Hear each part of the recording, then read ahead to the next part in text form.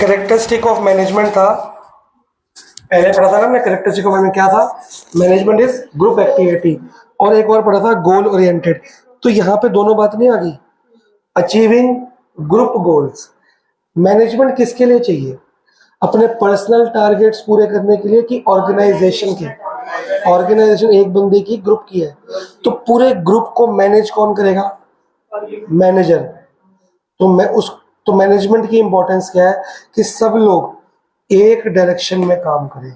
इसको बोलते हैं यूनिटी ऑफ डायरेक्शन। क्या बोलते हैं? कि अगर मैनेजमेंट ना हो, हर बंदा अपना अपना काम कर जा रहा है, काम सारे कर रहे हैं, कोई कैसे कर रहा है, कैसे कर रहा है, कैसे कर रहा है, मैनेजर तुम्हारे सारे एफर्ट्स क्या कर देता है? कोलैबोरेट करता है, उसको इंटीग्रेट करता है और एक डायरेक्शन की तरफ फोकस कर देता है। अगर मैनेजमेंट ना हो तो सब लोग काम तो करेंगे पर अपना अपना अलग अलग काम कर जा रहे हैं। कोई टारगेट अचीव कर पा रहा है, कोई टारगेट अचीव नहीं कर पा रहा। मैनेजमेंट सबको कंबाइन करती है, सबको एक टारगेट देती है कि तेरे को भी ये करना, तेरे को भी ये करना, तेरे को भी ये करना है, करना है, करना है। सब उस टारगेट को अचीव करने के लिए दौड़ पड़ते हैं। वो काम मैनेजमेंट का है। तो ये है इंपॉर्टेंस ऑफ मैनेजमेंट। और इससे क्या होगा?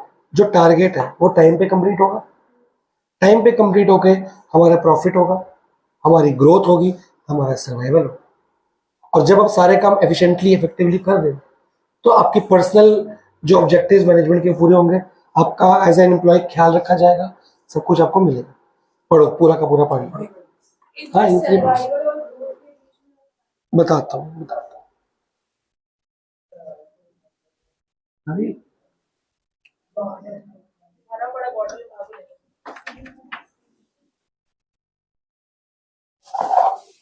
खड़े क्यों पढ़ो?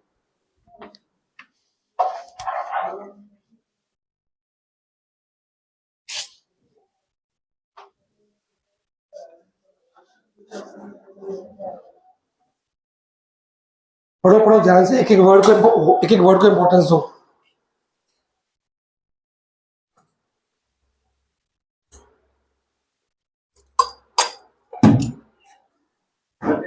कर दिया?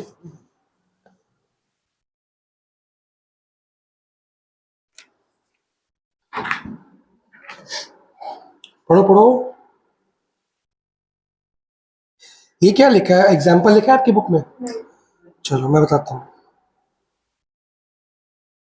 कोई वर्ड लिखा है common direction, unity of direction, उसको हाईलाइट कर लो। हाईलाइट मैं इसलिए करा रहा हूँ कि इसमें एक तो आपको हेडिंग याद करनी है अच्छे से। जो वर्ड्स मैं हाईलाइट कराया करूंगा वो तो लिखने, बाकी लैंग्वेज चेंज कर दो, पर ये वर्ड तो आपको लिखना है। और ये वर्ड वो वर्ड्स हैं जो अगर क्वेश्चन एमसीक्यू में आया तो ये आंसर में, क्वेश्चन में लिखा होगा कि ऐसा कौन सी इंपॉर्टेंस ऑफ मैनेजमेंट है जो यूनिटी ऑफ डायरेक्शन देती है, तो आपको पता है कि अचीविंग ग्रुप गोल। तो ये वर्ड्स आपके आएंगे। सप्लीमेंट्री बुक सबके पास होनी चाहिए, जिनकी न्यू बुक है उनके पीछे लिखे हुए हैं। वो आपको अगर पेपर 70% एमसीक्यू आएगा तो उसमें फर्क पड़ेगा। मेरे पास एक एग्जांपल है। क्या? हाँ चेक किया, वो लास्ट ईयर की तरह ही आ रहा है। मतलब लास्ट ईयर भी यही लिखा था 50% ये, 20% ये। और जो सीबीएसई का सैंपल पेपर था अलग आया था उससे। तो मैं सैंपल पेपर की वेट कर रहा हूँ, जहाँ सैंपल पेपर आएगा वैसे पढ़ाई करेंगे। लास्ट ईयर में 9-10 का लिखा था कि 70% एमसीक्यूज आएंगे, पर आ तो 20 मार्क्स के ही रहे हैं, तो कुछ समझ नहीं आ रहा मेरे को। और इस साल ये लिखा कि 9-10 का चेंज नहीं कर रहे, सेम है। तो मेरे को ये समझ नहीं आ रहा कि जब बोर्ड्स आया 20 मार्क्स के वो, और 4-4 मार्क्स की वो थी आपकी केस स्टडी, पर उसमें एमसीक्यू नहीं था। ये पता क्या कह रहे हैं? केस स्टडी और एमसीक्यू को मिला के, ट्रू फॉल्स असर्शन रीजनिंग को मिला के 70% बोल रहे हैं। तो मैंने हिसाब लगाया तब भी मैंने 70% नहीं बन रहा है। अगर तुम 4 12 और 20 32 मार्क्स हुए, तो 80 में से 32 मार्क्स कितने परसेंट हो गए? 70% तो नहीं होते हैं। हाँ, 7 8 से 56 मार्क्स का अगर एमसीक्यू आते हैं तो 70% बनता है। मैं तो मान रहा हूँ सबकी बात, पर सीबीएसई का सिलेबस लास्ट ईयर भी यही लिखा था, ये भी अभी यही लिखा है। जब तक सैंपल पेपर अभी आने वाला होगा पता लग जाएगा क्लियरली। ऐसे डरने की जरूरत नहीं है। मेरे में एक एग्जांपल लिखा है कि मान लो एक टारगेट है कि इंक्रीज सेल्स बाय 10%। तो 4 डिपार्टमेंट होते हैं। प्रोडक्शन, तभी ठीक है बेटा, लग नहीं रही मेरे को, जाना है तो चला जाइए, वॉशरूम यूज करना वॉशरूम यूज करना, ठीक है। इंक्रीज सेल्स बाय 10%, तो क्या होगा? अब सेल्स बढ़ानी है, सेल्स डिपार्टमेंट होता है, एक प्रोडक्शन डिपार्टमेंट, एक फाइनेंस डिपार्टमेंट और एक एचआर डिपार्टमेंट। ठीक है, तो ये टारगेट किसको दूंगा, कौन से डिपार्टमेंट को दूंगा? एचआर को। वो मैनेज करते रहेगा कि कितना किसको सेल, किस तरीके से सबका वर्क डिस्ट्रीब्यूट होगा ताकि सेल करें। वो तो एम्प्लॉयज को रिक्रूटमेंट करता है, सैलरी देता है। एचआर भी तो मैनेजिंग डिपार्टमेंट होता है। मैनेजिंग डिपार्टमेंट, सारे मैनेजिंग डिपार्टमेंट होते हैं। ये कौन सा मैनेजिंग डिपार्टमेंट, तो पहली बार सुना है मैंने। उसको स्टाफिंग डिपार्टमेंट कहते एचआर हैं। मैनेज नहीं करता है, एचआर क्या करता है? नौकरियां देता है, सैलरी देता है, इंक्रीमेंट देता है, बोनस देता है, काम नहीं देता। सारे होते हैं ना, ये अपने कहाँ सीख के आई है मैनेजिंग डिपार्टमेंट? किसने बताया तेरे को ये? जस्ट तेरे को तो आता है ना, यही तेरे को आता है। अब ये टारगेट मैं किसको दूं 10% सेल्स का? Production department. प्रोडक्शन डिपार्टमेंट को, क्योंकि वो सेल्स तब बढ़ेगी जब प्रोडक्शन बढ़ेगी। चलो प्रोडक्शन डिपार्टमेंट ने प्रोडक्शन बढ़ा दी। प्रोडक्शन डिपार्टमेंट को प्रोडक्शन बढ़ाने के लिए रॉ मटेरियल ज़्यादा नहीं चाहिए, एम्प्लॉय ज़्यादा नहीं चाहिए, तो ऐसे कैसे बढ़ा देगा? मैंने उसको टारगेट दे दिया, बढ़ा देगा वो कहेगा रॉ मटेरियल ज़्यादा चाहिए, पैसे दो। पैसे के लिए किसको बोलना पड़ेगा? फाइनेंस डिपार्टमेंट को। बंदों के लिए किसको बोलना पड़ेगा? एचआर डिपार्टमेंट को। फिर सब तीनों को बोल दिया, तो एक टारगेट था सेल्स बढ़ाना। कितने डिपार्टमेंट को इकट्ठा करना पड़ा? तो एक डिपार्टमेंट का गोल था कि ग्रुप गोल हो गया ये अब। अच्छा, प्रोडक्शन डिपार्टमेंट को रॉ मटेरियल मिल गया, पैसा मिल गया, बंदे मिल गए, उसने प्रोडक्शन बढ़ा दी। मैंने ये टारगेट सेल्स डिपार्टमेंट को दिया ही नहीं, वो सेल्स बढ़ा ही नहीं रहा। जितना उसका टारगेट था, पिछला टारगेट अचीव कर लिया है। तो एक टारगेट था सेल्स बढ़ाना, सबको देना पड़ा ना मेरे को, क्योंकि ग्रुप में मैनेजमेंट में सब मिलके काम करते हैं। कोई एक डिपार्टमेंट अपने आइसोलेशन इंडिविजुअली एक्टिव नहीं हो सकता, सबको मिलके चलना पड़ता है। क्लियर हो गया? तो ये एग्जांपल लिखो, इंक्रीज इन 10% सेल्स टारगेट। लिखो जनाब, जो बुक में नहीं है वो तो लिखवाऊंगा ना, ताकि आंसर अच्छा हो जाए। Increase in 10% sales target can only be achieved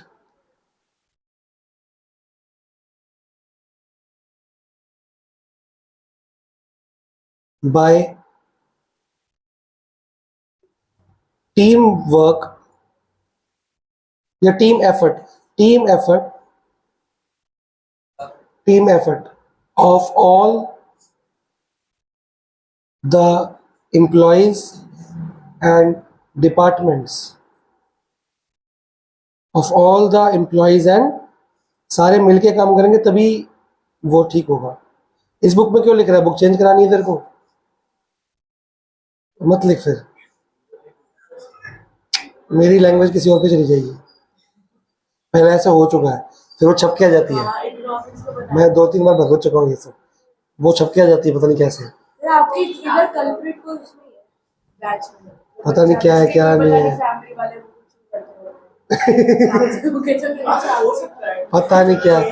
वो जो मैंने आपको बताया उसके बाद ही बड़ा कुछ हुआ। अभी 9th की बुक में हुआ कुछ ना कुछ, 9 पता नहीं क्या हुआ है। मैंने कुछ क्वेश्चंस कटवाए और कुछ क्वेश्चंस ऐड ऑन कराए, मतलब अपने आप से लिखा, वो क्वेश्चन छप के आया, पता नहीं क्या हुआ है। तो इसलिए मैंने कहा इसमें मत छाप, अपने बुक में सुभाष जय में लिखियो। सोचो ये छप के आ गया। नहीं, ये तो एग्जांपल यहाँ लिखा है, पर यहाँ सिर्फ इतना लिखा है इंक्रीजिंग सेल्स पर 10%। उसके आगे का तो मैंने बताया ना आपको बना के। यार आपको मैं बार बार कह रहा हूँ, बुक से सिर्फ हेडिंग याद करो, बुक की लैंग्वेज को पढ़ लो, लेकिन उतना ही मत पढ़ो। बुक में देखो कितने 3 लाइनों का आंसर लिखा है। अगर आपको पॉइंट आएगा 2 मार्क्स का आएगा, कई बार ये पॉइंट 3 मार्क्स का आएगा, तो क्या ये 3 मार्क्स की एक्सप्लेनेशन है? तो आपको बड़ी करनी पड़ेगी ना। तो आउट ऑफ द बुक सोचो कि ये क्या बात हो रही है, कैसे बड़ा करूं। और वीएसटी में आंसर बड़ा करना कोई बहुत बड़ी बात नहीं, पता क्यों? सारी बुक आपस में इंटर रिलेटेड है, सारे चैप्टर में वही बातें रिपीट होनी है, तो वही गिनी चुनी बातें होंगी, वही आपको आंसर में देख देंगे। तो आपको कोशिश करनी है हर पॉइंट 3 मार्क्स का याद करना, ठीक है अमन? 3 मार्क्स के हिसाब से याद करिए आंसर। अगला पॉइंट क्या है? मैनेजमेंट। एक था एफिशिएंसी, एक था क्या फर्क था अमन?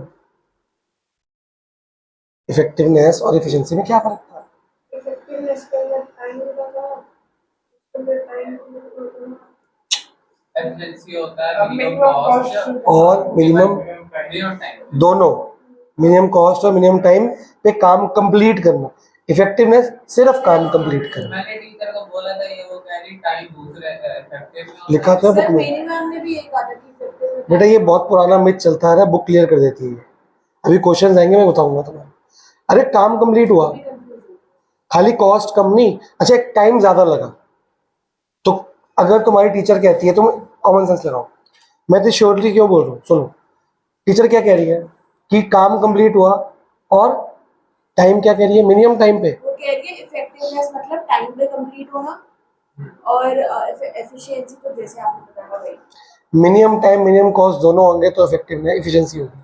काम कंप्लीट होगा, सिर्फ टाइम पे हुआ तब भी वो इफेक्टिवनेस है, बिना टाइम पे भी हुआ तब भी इफेक्टिवनेस है। मैं क्या कह रहा हूँ, दोनों होंगी तो एफिशिएंसी।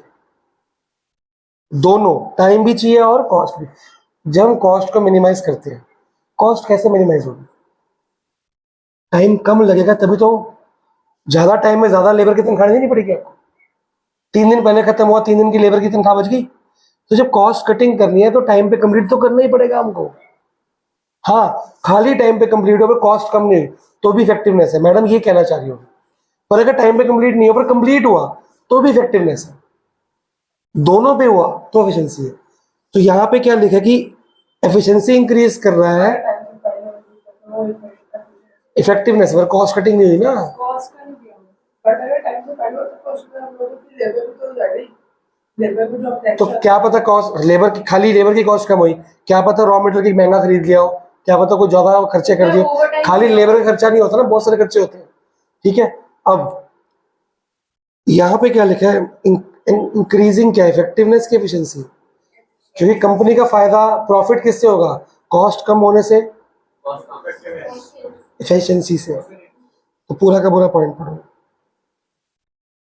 और एफिशिएंसी कैसे अचीव होगी, कॉस्ट कटिंग कैसे होगी, पहले से प्लान करो, सिस्टमैटिकल तरीके से ऑर्गेनाइज करो, अच्छे लेबर को यूज करो जो कम तनख्वाह में ज्यादा काम करके दे। मान लो 3 बंदे हैं, तीनों एक ही सैलरी ले रहे हैं पर एक बहुत अच्छा काम करता है, हम ऐसे डेडिकेटेड बंदे क्यों ना लेके आए जो उतनी तनख्वाह ले पर काम ज्यादा करके दे, लॉयल हो, ऑनेस्ट हो और बहुत अच्छा काम करके दे। दूसरा बंदा उतनी तनख्वाह ले रहा है पर बड़ा आलसी सा है, उसको निकालो, उसकी जगह सेम तनख्वाह पे बढ़िया बंदा लेके आओ। तो क्या हुआ, आपका खर्चा बढ़ा नहीं पर काम बढ़ गया, कॉस्ट कटिंग हो गई अपने आप। जो बंदा 10,000 शर्ट बना रहा था वही बंदा उतनी तनख्वाह में और उसकी जगह दूसरा बंदा लाया 12,000 बना के देगा, तो फिर 2,000 एक्स्ट्रा बन रही है ना सेम कॉस्ट पे, तो कॉस्ट कम पड़ गई ना हमको, पर शर्ट कॉस्ट तो कम पड़ेगी मेरे को। तो ये कौन करेगा, मैनेजमेंट। मैनेजमेंट सोचेगी, ध्यान रखेगी, कंट्रोल करेगी कहाँ का खर्चा बढ़ रहा है, डेविएशंस को एनालाइज करेगी कहाँ का कमी आ रही है, उसको ठीक करेगी। अगर मैनेजमेंट ना हो तो कौन ध्यान रखेगा, खर्चा बढ़ रहा है बढ़ने दो, धीरे धीरे करके प्रॉफिट्स कम कम कम इतने कम हो जाएंगे, कंपनी बदलेगी। तो कंपनी को प्रॉफिटेबल बनाना एक का टास्क होता है, एक उसको एफिशिएंट बना दो, सारे काम एफिशिएंटली करो, कम से कम टाइम में कम से कम कॉस्ट। कंपनी हमेशा सर्वाइव भी करेगी, प्रॉफिटेबल भी रहेगी। पढ़ो।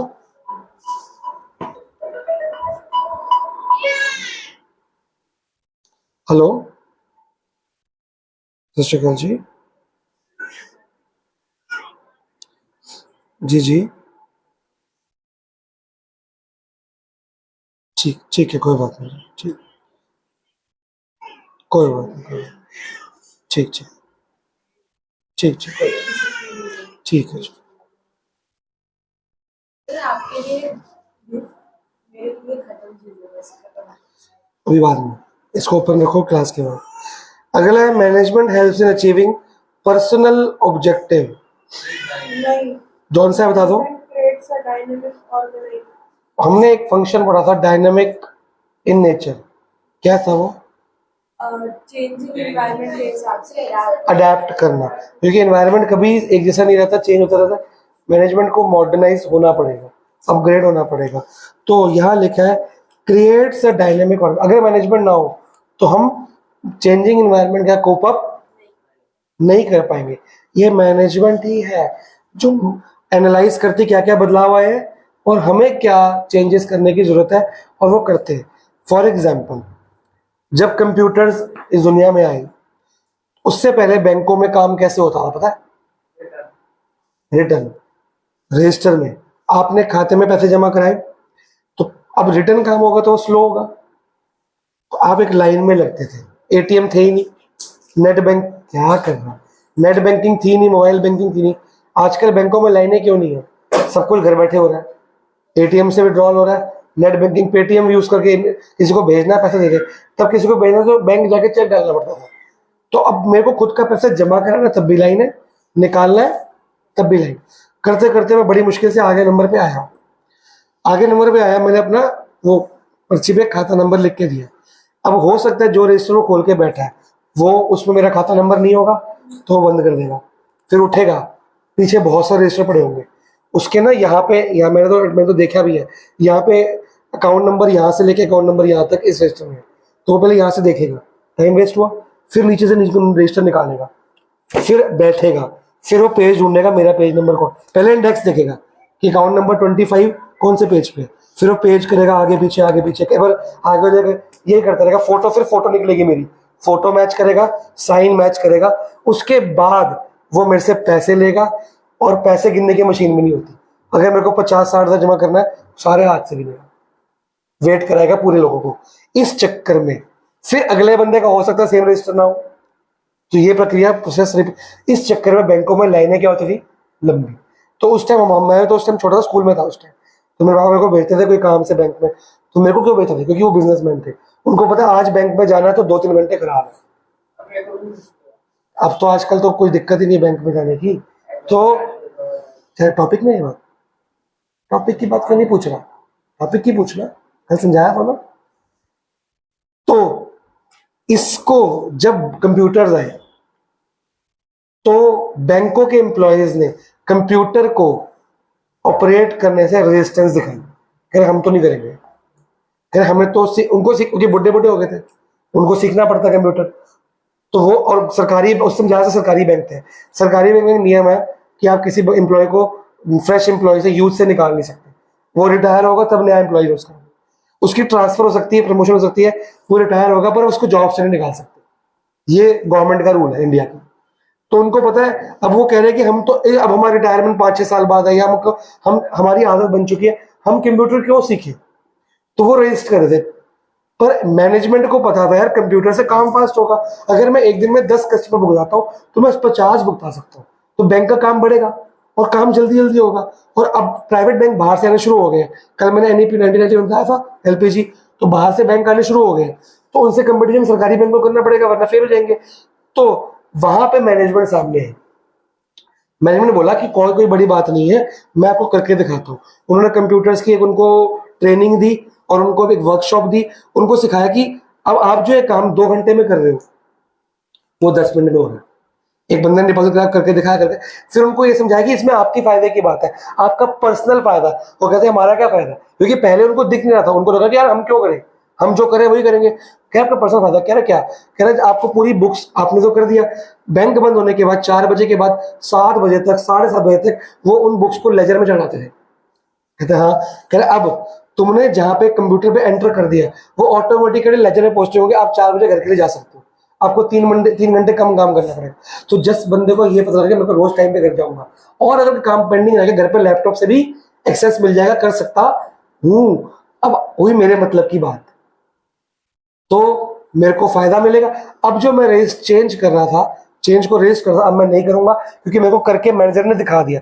तो जहां पे डायनेमिक ऑर्गेनाइजेशन को लोग रेस करते हैं, मैनेजर खुद आके लीडर बन के वो काम करके दिखा देता है और लोगों को इन्फ्लुएंस करता है कि यार इसमें तुम्हारा भी फायदा है और इसमें कंपनी का। हम लोग बहुत सेल्फिश है, जब तक मेरे को मेरा फायदा नहीं दिखेगा ना, मैं अपना वो काम, चाहे कंपनी का फायदा, मैं नहीं करूंगा। मेरे को मेरा फायदा दिखाओ, फिर उसके अंदर मेरे को दिखाओ कि मेरे फायदे क्या है, कंपनी का भी फायदा हो रहा है, तो मैं मान जाऊंगा। तो डायनेमिक चेंजिंग वर्ल्ड के साथ कोप अप हम तभी कर पाएंगे अगर मैनेजमेंट हो, वरना हमें सिखाने, समझाने, इन्फ्लुएंस करने वाला कोई बंदा नहीं होगा। पढ़ो क्यों, जब पर्सनल गोल इंपॉर्टेंट होता ना, 11th बेस्ट ने नहीं कहा था कि टाइम चेंज करो, शाम का टाइम ओके टाइम है, कह शाम का टाइम ओके, चाहे इंग्लिश की क्लास मेरी मिस हो रही कोई दिक्कत। अब हम 12th में है, अब हम मेरा शाम का टाइम करो, हम 12th में, इलाज वाले भाड़ में जाए। जब हम इलाज में, हम भाड़ में नहीं जाएंगे, तब 12th वाला टाइम भुगत रहे, 12th वाले फेस करते, ये टाइम कोई बात नहीं, हम 12th में है, हम तो 12th में है। तो पर्सनल ऑब्जेक्टिव में ना ऑर्गेनाइजेशन दिखना चाहिए, पूरा का पूरा पॉइंट पढ़ो। अब ये रिकॉर्ड भी हो गया। पहले आप ये देखो प्लीज। ना मैं देख रहा हूँ, पहले पढ़ो।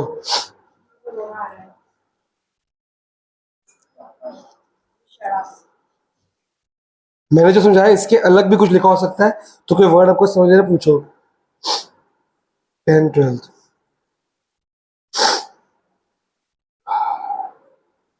6 क्वेश्चन। पहला एक होगा हमारे को। आगे देखो। मैथ्स का पेपर खत्म। एक भी छुट्टी हुई है 6 7 6 मैथ्स में छुट्टी है, अकाउंट्स में छुट्टी है। एक छुट्टी होगी। मैथ्स में अकाउंट्स में 2 छुट्टियां हैं। यहाँ पे 2 मैथ्स लिखे हैं, यहाँ भी मैथ्स है, ये मैथ्स है, ये अकाउंट्स है। हेलो मेरे लिए भी। हेलो हेलो हाँ जी, यस हेलो यस नमस्कार। आज की छुट्टी हुई है। जी जी हाँ जी, आज 4:30 बजे क्लास स्टार्ट हो गया। ओके जी, हाँ जी। पढ़ो पढ़ो, कोई वर्ड कोई लाइन तंग करिए, बेटा सीरियसली पढ़ना, क्योंकि जब लर्न करने बैठोगे तब आपको लाइनें तंग करेंगी उस टाइम। ये मैंने बीएससी में हर साल देखा, बच्चे ध्यान से पढ़ते नहीं है, फिर लर्न करते हो सर ये बताओ ये बताओ ये बताओ। बता तो मैं दूंगा, और अभी भी तो पूछो। यहाँ पे रेस्ट चेंज वाली बात लिखी हुई है, रेस्ट चेंज लिखा कहीं पे? तुम्हारे में नहीं लिखा रेस्ट चेंज। अरे उसके पास बोलम गांधी है, जिनके पास रेस्ट चेंज की बात लिखी है उसको रेस्ट चेंज वर्ड को हाईलाइट करो, रेस्ट चेंज को हाईलाइट करो, बता रहा हूँ क्या क्या करना। फिर आप लिखो अडेप्ट, मैं वर्ड्स बता रहा हूँ कौन से इंपॉर्टेंट मार्क करना। रेस्ट चेंज को हाईलाइट करो, अडेप्ट को हाईलाइट करो, फिर मेंटेन कॉम्पिटिटिव एज हाईलाइट करो। है कहीं पे? मार्केट से compete करने के लिए हमें अपने आप को बदलना पड़ेगा कि नहीं, पहले बताओ। मार्केट अगर नहीं बदलेंगे तो क्या होगा? वो लोग आगे निकल जाएंगे, हम पीछे रह जाएंगे रेस में। तो मेंटेन इट्स कॉम्पिटिटिव एज। अच्छा एक मिनट, एक वर्ड और था, सारे बता रहा हूँ, पहले पहले मार्क कर, पहले मार्क कर, रेस चेंज हाईलाइट कर। टेबल कहाँ गया तेरा? पता नहीं कहाँ ले गए ठीक है उसको वहाँ, इसको मैं कल जोड़ने वाला, जोड़ता ही नहीं हूँ, एक बच्चा जाएगा इसमें फोन ही ले। ट्रे क्यों ट्रे? मैं पहले मार्क करने को बोला, मार्क करो। रेस चेंज को हाईलाइट करो, अडेप्ट को हाईलाइट करो, मेंटेन इट्स कॉम्पिटिटिव एज को हाईलाइट करो। कुछ भी नहीं मिला तेरे को। उसके बाद एक और है, नीड्स ऑफ द एनवायरनमेंट, मिला? नीड्स ऑफ द एनवायरनमेंट मिल गया? ऊपर ऊपर है, आज रीड करियो, रीड तो कर ले। All organizations have to function in an environment which is constantly changing.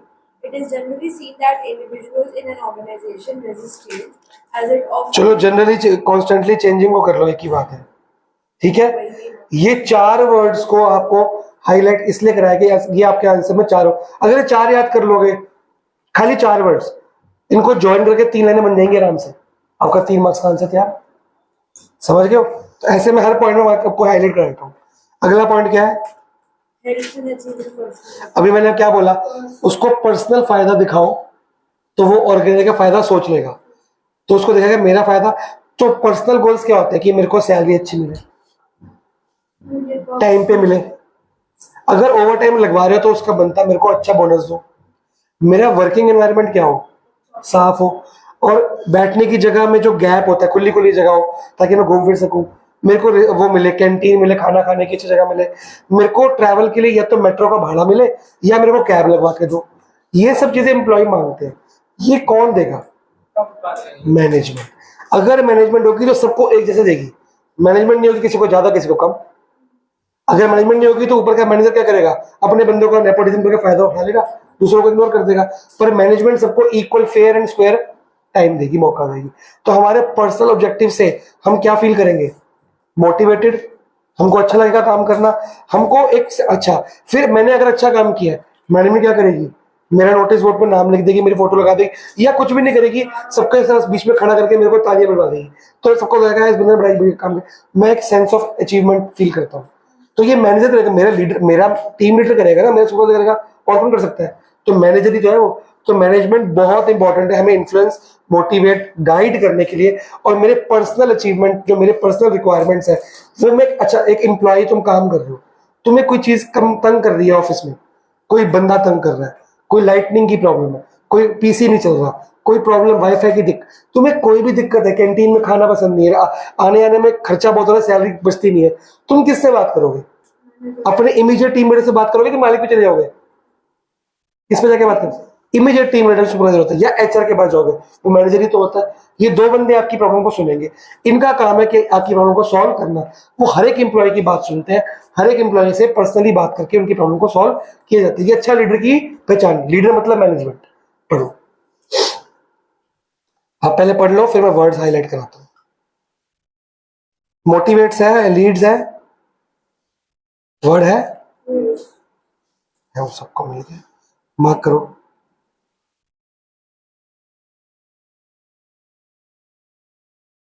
ये तो वही हो गया ना, डायरेक्टिंग, डायरेक्ट करना।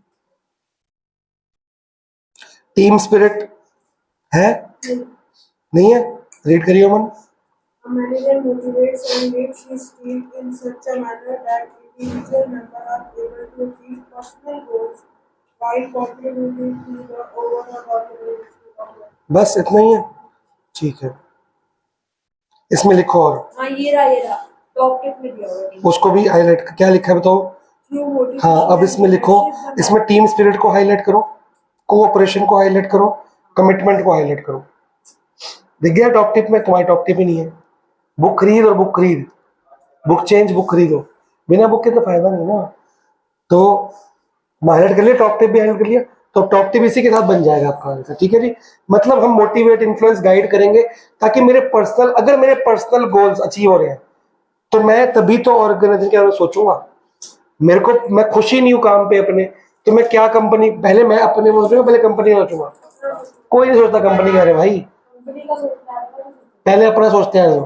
तुम भी जॉब करोगे, पहले अपना सोचोगे कि मेरे को काम पे, मेरे को सैलरी कितनी मिल रही है, मेरे को खाना कैसा मिल रहा है, मेरे को खर्चा कितना है, मेरे को बचता कितना है, मेरे सारी गोल सेटिस्फाई होगी, मेरी सारी नीड्स पूरी है। अब मैं क्या सोचूंगा कि हाँ, मैं, अगर मेरे को कंपनी सब कुछ दे रही है तो मैं कंपनी को बदले में काम दूं। सिंपल सी बात है। कंपनी आपके बारे में ख्याल नहीं रख रही, आप कंपनी का ख्याल रखोगे, इतना तो कोई पागल नहीं है। नहीं जी, मैं तो बहुत लॉयल हूँ, कंपनी मेरे को कुछ भी मत दे, मैं कंपनी का बहुत ख्याल रखूंगी। कंपनी मेरे को सैलरी ढंग से नहीं दे रही, मेरे को मेरे पैसे काट रही है, तब मैं बहुत अच्छा काम करके दिखाऊंगी। ऐसा कोई नहीं होता, कोई भी नहीं होता। यार मेरी बेइज्जती करा रहे हो, वीडियो चल रही है, क्या तेरा नाम तो मैंने लिया भी नहीं है। सबको पता है ना मेरी बात हो रही है, क्योंकि मैं ये तेरी बात कहाँ से होगी? सिर्फ मैं ही बोल रही हूँ पूरी क्लास में। क्या ऐसी बातें मैं ही कर रही हूँ पूरी क्लास में, वो समझ जाएंगे। तेरे को आती है ना बीएसटी? अगला, helps in development of society. Helps in development of society. अभी सोशल गोल पढ़े थे, हाँ जी। तो ये हमको सोशल गोल में मैनेजमेंट को सिखाया जाता है कि जहां आप पोल्यूशन कर रहे हो वहां पेड़ भी लगाओ, जहां आप एम्प्लॉयज को सैलरी दे रहे हो वहां उनके बच्चों को क्रेच वगैरह भी दो ताकि वो खुश रहें। तो इसमें आपकी सोशल रिस्पॉन्सिबिलिटी है। अगर आप इकोनॉमी से, सोसाइटी से कुछ ले रहे हो तो वापस भी देना चाहिए आपको। तो अगर मैनेजमेंट नहीं होगी तो कौन सोचेगा? ये कोई नहीं सोचेगा। पढ़ो, आपकी हेडिंग तो सेम ही होगी, हेडिंग भी अलग है, हेडिंग एनसीईआरटी की है ना। अरे भाई इतने फोन। हेलो, यस, 340 पे थी बेटा, खत्म होने वाली है अब तो, अकाउंट्स की स्टार्ट होने वाली है। सर 340 पे थी, अब तो खत्म होने वाली है। कल आपको बताया था 340 पे क्लास, अब अकाउंट्स की स्टार्ट हो रही है, आना तो आ जाओ।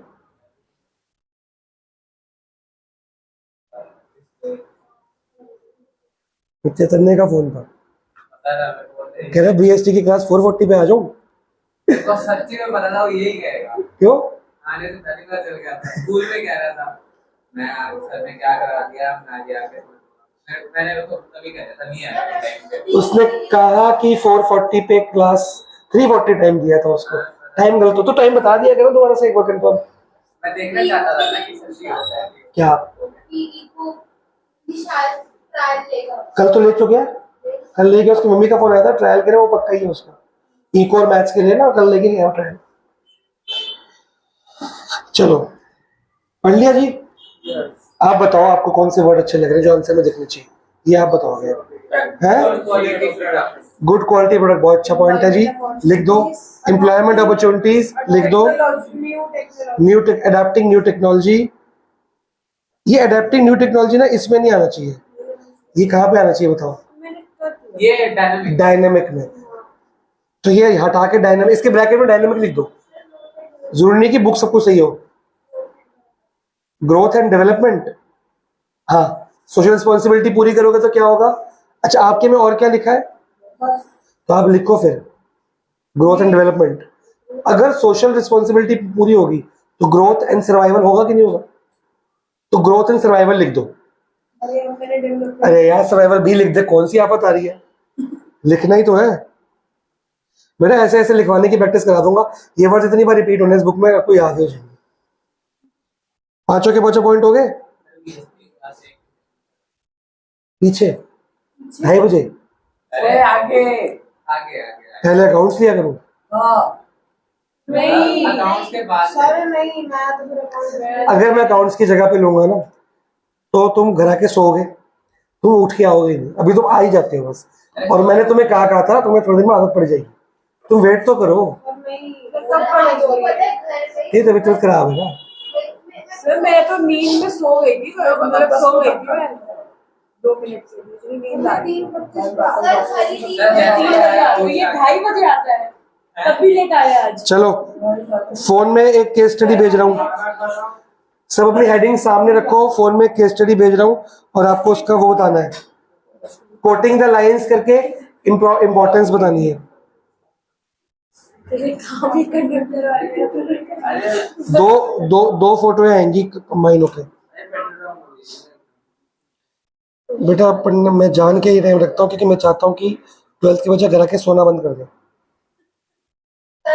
गलत बात है सर, ये कितनी गलत बात है। आदत डालूंगा तुम्हारे को बिना सोने की। बस अब 2 मिनट की स्टडी के अंदर अकाउंट स्टार्ट करते हैं, अकाउंट में नींद खुल जाएगी। हाँ अरे थोड़े दिन रुको, आप खुद बोलोगे ठीक है सर। पता है हर साल क्या होता है, मेरे को ये टाइम कोविड के बाद से टाइम किया था मैंने ये, तो होता क्या है स्टार्टिंग में अप्रैल 10-15 तक सब कहते हैं सर टाइम चेंज करो टाइम चेंज करो, मैं उनको बोलता रहता हाँ करूंगा शाम को करूंगा ये करूंगा, उनको बोलते रहता। फिर ना 20 अप्रैल के बाद मैं ना एक दिन ऐसे बोलता हूँ, आज आपको ही बोलूंगा अब टाइम चेंज करें, शाम को बात चल रही है, रहन दो सर अब तो रूटीन सही है, अब तो हो गया। सब बच्चे बोलते हैं रहन दो अब तो रूटीन बन गई है, शाम को आएंगे शाम तक हम सोते रहेंगे। अब ये कि घर जाके सो जाएंगे, रेस्ट कर लेंगे, होमवर्क कर लेंगे। अब 20 अप्रैल को बात करेंगे इस बारे में। सर टेक्निक क्यों बताइए आपने। 4 बजे कर देते करने वाले थे यार, वो जिसको रिक्वायरमेंट थी वही मुकर गया। मैं तो कर ही रहा था, धीरे धीरे बात बच्चों से कर ही रहा था। एक काम करते हैं, पक्का कर दो नेक्स्ट ईयर से मैम से बात करूंगा। नेक्स्ट ईयर से इतनी हेल्प करिए सर आपने, thank you so much sir, आपका एहसान जिंदगी भर नहीं भूलेंगे। अभी तो पढ़ो, तुमने स्कूल जाना कितने दिन है, सर ये दिसंबर तक। सर 6-8 महीने बचे हैं सर, ये नहीं चलो मेरे को कोटिंग द लाइंस दो, मैं अकाउंट स्टार्ट करने वाला हूँ। आंसर पढ़ो, अभी क्लास के बाद बात करते हैं। इसमें आपको 3 इंपॉर्टेंस मिलेंगी, सिर्फ 3-5 में से।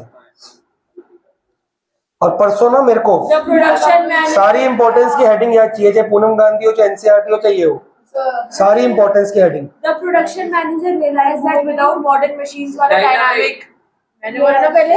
ठीक है, डायनामिक मिला तुम्हें। प्रोडक्शन मैनेजर रिलाइज वाला नहीं हो सकता सर आप ऐसे ही रखो, मैं सो जाऊंगी। सोशल ऑब्जेक्टिव कहाँ है? क्वालिटी प्रोडक्ट है ही नहीं, है। खाली एक वर्ड में तो पूरी लाइन का मतलब देखो। देखो during the process the manager observe that the quality of production is not as तो नहीं है ना, बना थोड़ी रहा है वो। To increase the हाँ सही था. Increase the efficiency हाँ. of the workers. Company decided to train the workers on the job. Management increases मिली line to increase the efficiency. Sir, Panjamishan, you find it. एक मिनट रुक. Why not add up? सबको मिली to increase the efficiency नहीं मिली. Second photo में ऊपर है. और photo है. Suggestions from the workers are valued and workers are encouraged to communicate freely. कौन सा? Suggestions from the workers are हाँ. valued. इसके ऊपर का लाइन भी है. This created positive impact and everybody became keen to. हाँ, तो वो तो achieving. मैनेजमेंट ने कुछ ऐसा किया, क्या किया कि उनकी स्किल्स को पहचाना, उनको प्रमोट किया और इंचार्ज बनाया. तो इससे उनको अच्छा लगा और उनको मोटिवेट फील हो और वो अपना तो हेल्प्स अचीविंग पर्सनल गोल. फिर से फटाफट से सारी लाइनें नहीं हेडिंग्स बोलो. Goal, helps in achieving, group goals, increases, efficiency, creates, dynamic organization. Achieving personal achieving है ना. हेल्प्स इन अचीविंग एक रह गया. Development. देखो आपके जो वो है पहला ग्रुप गोल्स ये आपको पीछे से मिल रहा है. सोशल ऑब्जेक्टिव्स ये भी मिल रहा है. पर्सनल ऑब्जेक्टिव पीछे से मिल रहा है. डायनामिक पीछे से मिल रहा है. एफिशिएंसी पीछे से मिल रहा है. तो कुछ ऐसा नहीं है कि आपको अलग से याद करना पड़ेगा, तो बड़ी इजीली याद हो जाएगा. ये मैंने आपको पहले कहा था 11th से मुश्किल नहीं है, 12th आसान है. पर 12th की ना पढ़ाई अलग तरीके की है. प्रैक्टिस ज्यादा मांगती है इस तरह की. वो प्रैक्टिस में करा के आपको रेडी करके भेजूंगा, ठीक है ना. 11th में रट्टा मांगती थी, 12th में थिंकिंग मांगती है और सोचना मांगती है और पहचानना मांगती है. उसके लिए प्रैक्टिस करनी पड़ती है. ठीक है जी. परसों तक याद करके आना. परसों हम बड़ा इंपॉर्टेंट टॉपिक करेंगे जो बोर्ड्स में आते ही आते हैं. लेवल्स आते ही आते हैं. ऐसा कोई साल नहीं जब ना आए तो कोई छुट्टी नहीं मारेगा. इस बार तो BSc के पेपर में प्रिंसिपल्स वगैरह डायरेक्ट आए हैं ना लिखने को हाँ. हाँ, तो डायरेक्ट क्वेश्चन भी